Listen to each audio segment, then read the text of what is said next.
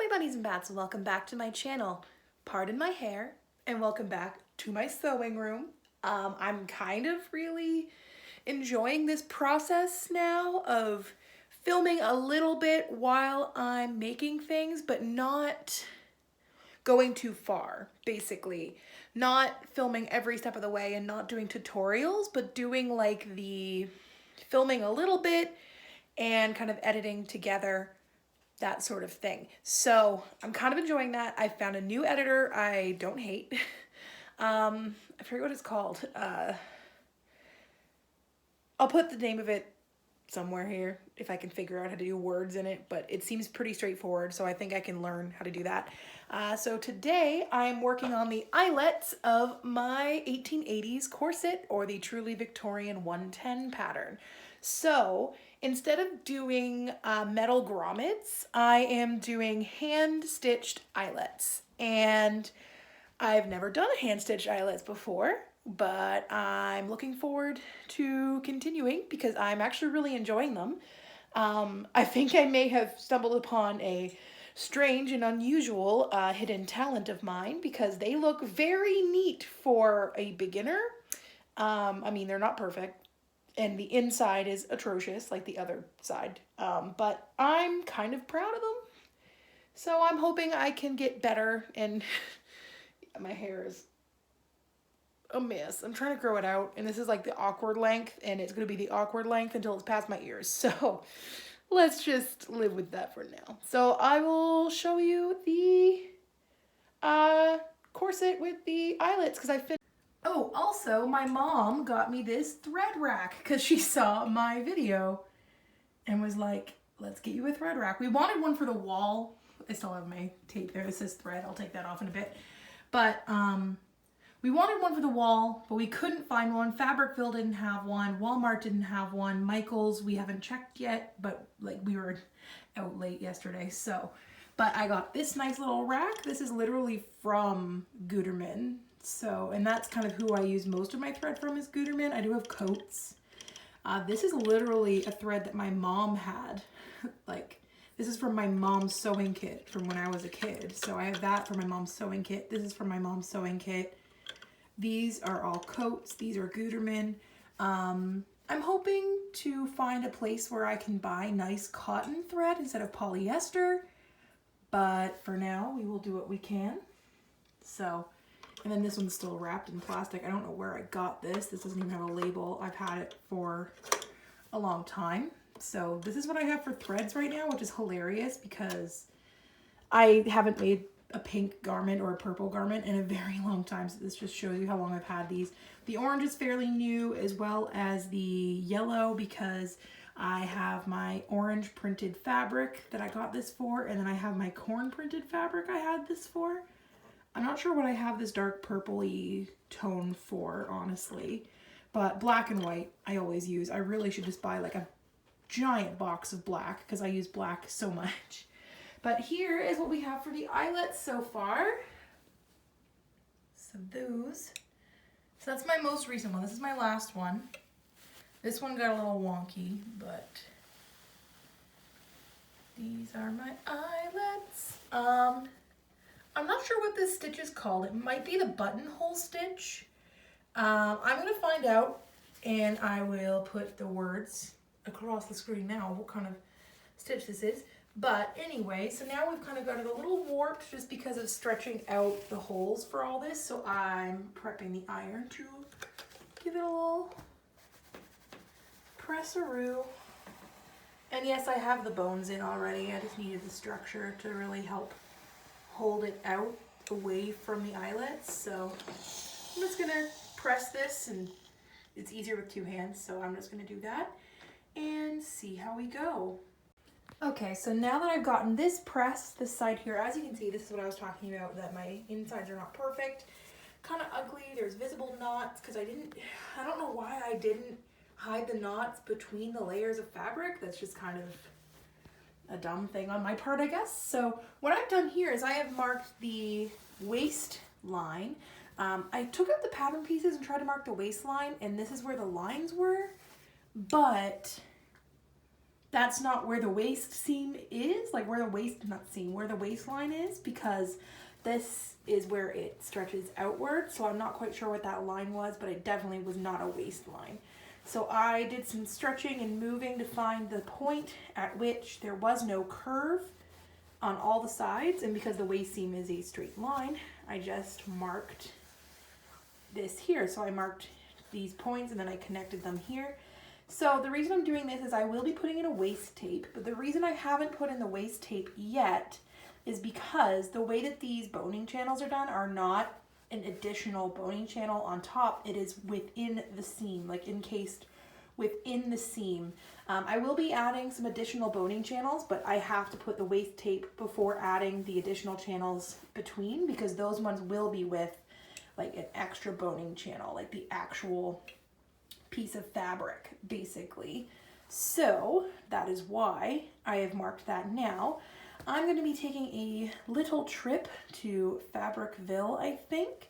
I have some loose change, so I'm thinking I might be able to get have enough for some bias tape for the top and bottom of my corset, as well as maybe some ribbon for this seam here. And that is the hope for today. And also I need to get more of this embroidery floss, because I don't have enough to finish the other half of the corset. This is not from DMC. This is a embroidery floss that I've had.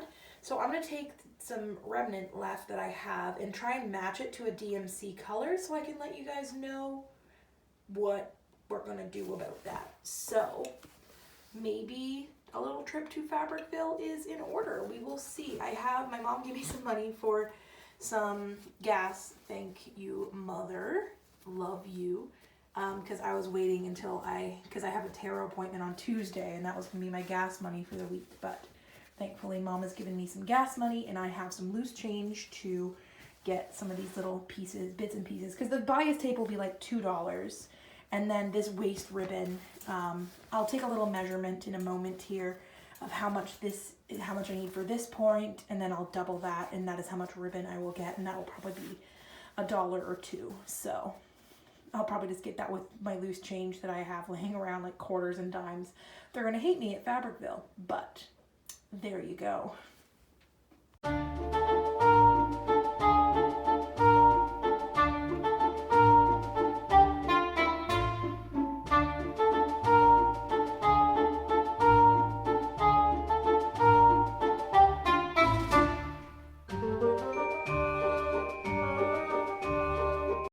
Also, I'm slightly in love with this red with the black skirt. It's quite lovely.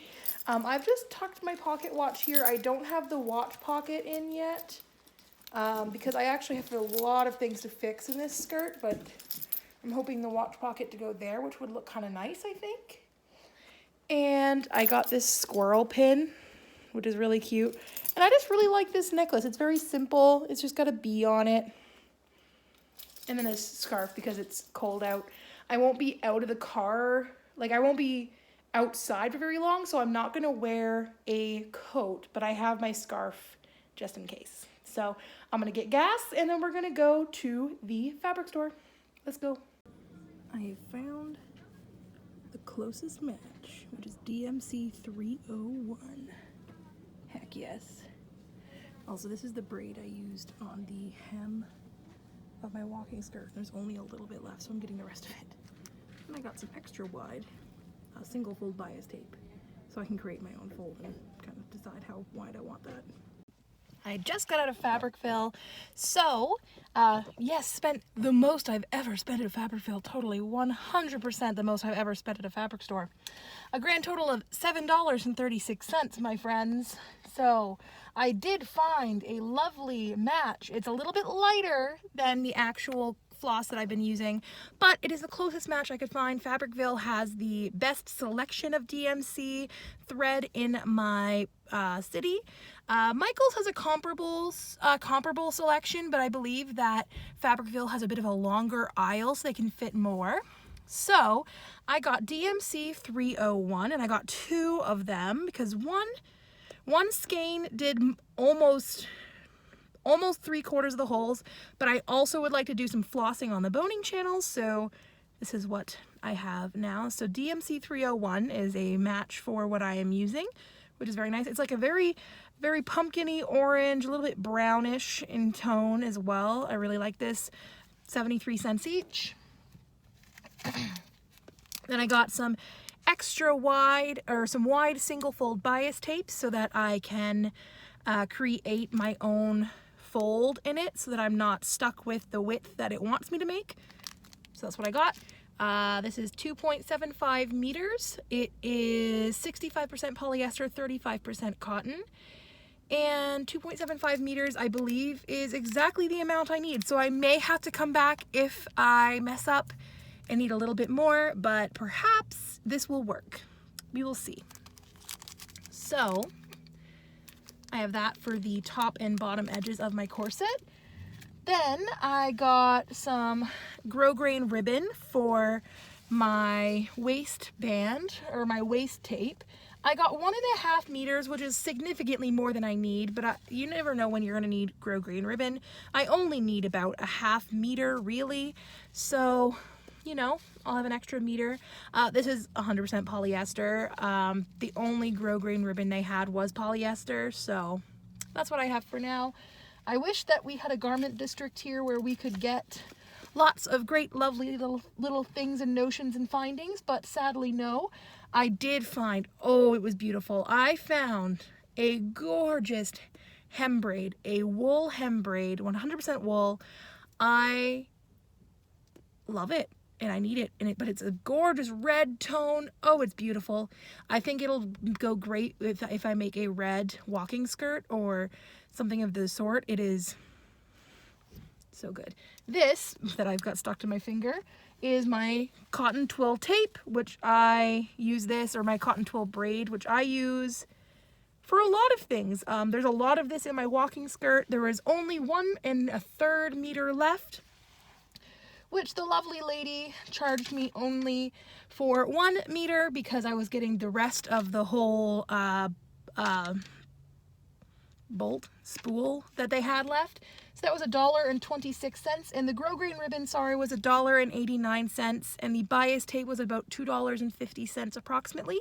But then I also got some discounts there because the ribbon and the twill tape was originally $1.80 a piece, $1.80 per meter, but then I get 30% off for being a member, which costs $30 a year. But I tend to renew my membership whenever it will be cheaper to renew the membership. So say, for example, when I was buying the fabric for my walking skirt, I spent about $100. I was getting way more fabric than I needed though. Like I was getting a lot of extra fabric just in case. So like the walking skirt itself, the materials were probably about $80 or so, which is how much I spend for a dress, like from a fast fashion place. So why not make my own and have the fun of making it as well?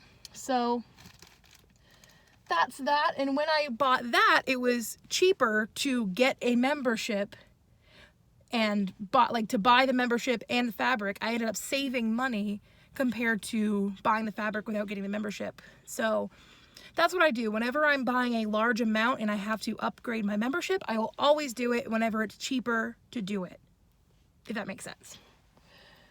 So I'm excited to have this in my possession. I think I might go to Starbucks for a little bit and have a latte because I have a free one, which I'm very excited about. And I brought all of my stuff to do more eyelets. The ladies at Fabricville were hilarious. The girl that it was, I shouldn't say girl. I don't know what their gender is, but perceived feminine person. I was asking for a second opinion if she thought that this matched, which I think we're very close, don't you think? I think this is a little bit lighter, or am I just seeing things? But anyway, since I don't know what brand the other one is, because it was completely unnamed, all the little labels were off, I know for sure it wasn't DMC, because I got it in like a kit like a while ago, so it's probably not even a real brand. So what you gonna do? Anyway, I should stop talking to myself in my car because I feel like the lady next to me is staring at me. So I'll see you at Starbucks. Bye. Hey, it's been actually a while since I filmed the last clip. I'm not sure how I'm gonna edit this because I just haven't had time with work and things again. But I have been having quite a bit of time this week, so I've been working on my corset so that I can film more, and I'm hoping to maybe make this the final video before a reveal video, like making a video of wearing it and things. So I finished this half, so I finished the cartoony pumpkin half. So I had to put on the binding on both ends and the waist tape. So what I did here was I whipped the waist tape to this boning casing, and then I whipped it on either side of this one because this isn't an additional boning casing. This is done in the seam. I might add some additional boning casings within this, but it would be more like I'm just doing the mock-up. This is like my mock-up to see, and I can kind of see what panels fit and what panels don't, but it's going to be a wearable mock-up so I can keep wearing it and use it, and I can kind of decide for my final, like not professional, but like my final done one, like if I want additional bones in any of these panels. I feel like I'm going to want one probably in the front panel, either panel 1 or panel 2 for sure. But we will see for now what these hold, and maybe I'll add an additional boning channel in, like the outside boning channel, or like even inside, but like an additional, like with a strip of fabric kind of thing. And then I can just kind of bind over the end of the boning channel maybe. I don't know. It's all experimentation, just trying to get the fit and see what I want, because I still don't know what I want for a fabric for my final version, but this half is done. I'm very excited about it. I think my most proud thing is these eyelet holes. This side I'm not very proud because I didn't even think of hiding the knots in between the layers of fabric, whereas with this one I was a little bit better about that, because I would tie the knot, I would knot off here, and then I would pull the tail through into the center of the fabric, so it's looking a little bit better. And also, you probably noticed just now on the not as cartoony but kind of cartoony still one, I had run out of black thread on my bobbin, so I switched to purple. Oh well. Again, it's a mock-up and it's on the inside, so who's gonna see it? So the first thing I do when I'm adding on my binding is I'm using wide wide single fold bias tape. So it just comes like this, and it's folded and folded. So what I'm doing is I am back stitching on the fold so that it's equal. I put it about equal here. And then I back stitch on the fold so that when I open this up and fold it over, it is covered there. So I got a little bit better at back stitching. Still a bit uneven. I could have a smaller stitch length, but I think this is quite serviceable for somebody who hasn't like actually hand stitched anything since I was 2. Like I've done some minor hand sewing, but like actually stitching seams and stitching lines and like actually doing things that will be on the final garment, like I haven't done that since I was literally 2 years old. So well, no, I learned how to sew when I was 2, so I was probably like 12, because that's when I got my first sewing machine. I just left the knots on the outside because they will be fully encased in here. So once this is done, I fold it over, and I'll show you on this one. I fold it over, and then I whip it to the underside. For those of you who are following me on Instagram, you probably did see that the way that I held tension on this while working, because I was at work, is that I actually, I just kind of took a pinch here, a pinch from somewhere, and then I'm wearing my walking skirt, but I pinned it to the waistband of my walking skirt just with a pin, and then I was able to pull with one hand and sew with the other hand. And that was actually really, really helpful and really got me some good tension. Actually, to sew this way, I would have done it, like it would have been more like doing it this way, because I'm right-handed, so I wanted to be able to go into the first layer first and up through the bias tape. So that's what I did. But my whip stitches are a little bit better than my Yeah, my whip stitches are better than my back stitches, but my back stitches are getting nicer. I'm still practicing. I try to do a running back stitch, and I was taking up too much fabric, so I decided just to go with the back stitch and practice with taking up just a little bit of fabric. And so far, it's a serviceable job. I don't think I want to do my hand sewing for like structural seams yet, but for things like this, I think I want to practice more. So probably going to be doing a lot more hand sewing to practice that. But here, these structural ones would not have been good with my hand sewing technique. But yeah, so I actually wanted to show you the cool thing. I have never seen the back of a back stitch, and it makes sense now that I'm thinking about it, but I never thought.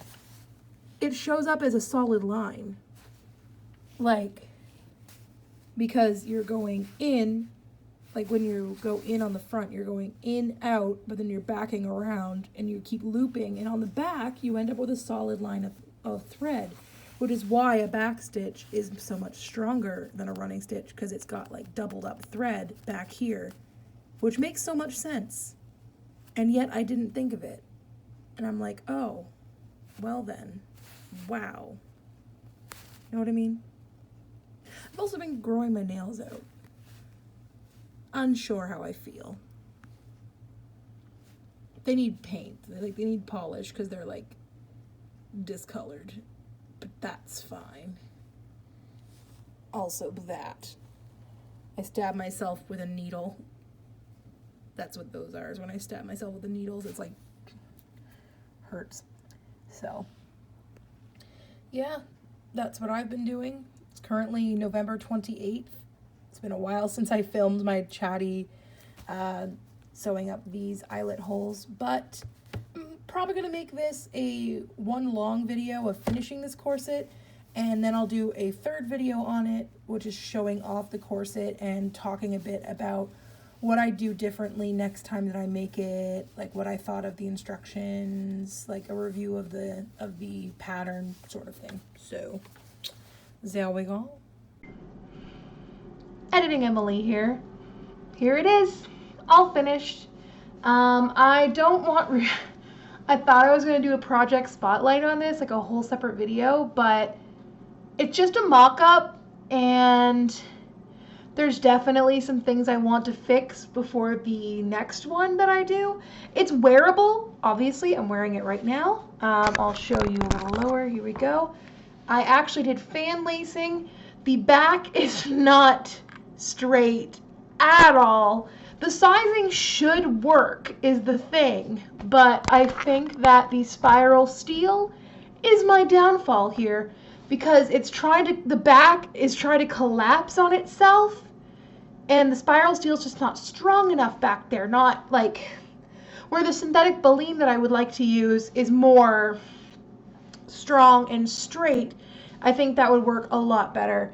I think I would like to get a different kind of busk as well, something a little bit longer. Obviously we've got some spacing here, which I might just put a little ribbon there, but I would like to get a spoon busk, I think, especially since that is kind of the shape that my belly goes in.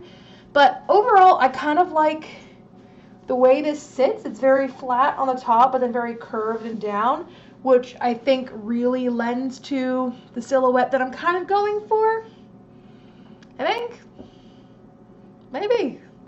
I might make this again with a D cup, because this is the double D, which in bras, I wear a 42 triple D. TMI maybe, but I wear a 42 triple D. But this is with the double D, but without, I have very squooshable boobs. They're not hard. How do I say this without sounding weird? I know my mom watches this, and sometimes my dad, like, hi, welcome to me talking about my boobs on the internet, welcome. But anyway, like, they're very, like, I can pancake them really good. So I'm thinking maybe if I go with a D instead of a double D, this would hold a little bit better. And if I go with the synthetic baleen in the corset rather than the spiral steel, this would work out a lot better. As well as, I think, just going at it again because some of my seams are a little bit uneven, a little bit not nice. They're a lot better than my seams have been. I will give myself that. I'm amazed that this is on me and it's wearable at this point. Even though the back is trying to collapse on itself, I think I might jimmy rig a situation. The fan lacing is helping a lot. It's really helping a lot, giving a lot of extra support to the back. But I am usually able to lace myself into a normal corset with the X lacing with the loops in the middle. But for some reason with this one, I just couldn't do it. And I honestly think the spiral steel is causing the issue. So I might take some of my flat steels and like jimmy rig and sew over them onto the edge to see if that will help from keeping the collapsing happening in the back. I really don't want to show you the back. I'm kind of embarrassed by it. So I'm just going to leave it here and move on forward. I've already, as I am filming this today, it is December the 4th. The stuff that that you have just watched was in November. And I just kind of collected stuff until I had finished the idea I had started with the video, if that makes sense. So I kind of just went with that. And now I'm actually working on my Victorian combinations. So I'm going to be having a video coming soon. Well, soon. The next intended video will most likely be about Truly Victorian 105 combinations. And we'll see how that works out. So if you would be interested in a review of the TV110 pattern, the corset, 1880s corset pattern, leave that down below and let me know if you are interested in that. And if there's people who are interested in me reviewing that pattern, I'll certainly make a review of the pattern for sure. And that's pretty much it today. So leave that comment down below, hit that subscribe button, and maybe give it a like or so. And I hope you guys have a great day. Bye. Love you, love you, love you lots. Bye, my buddies and bats.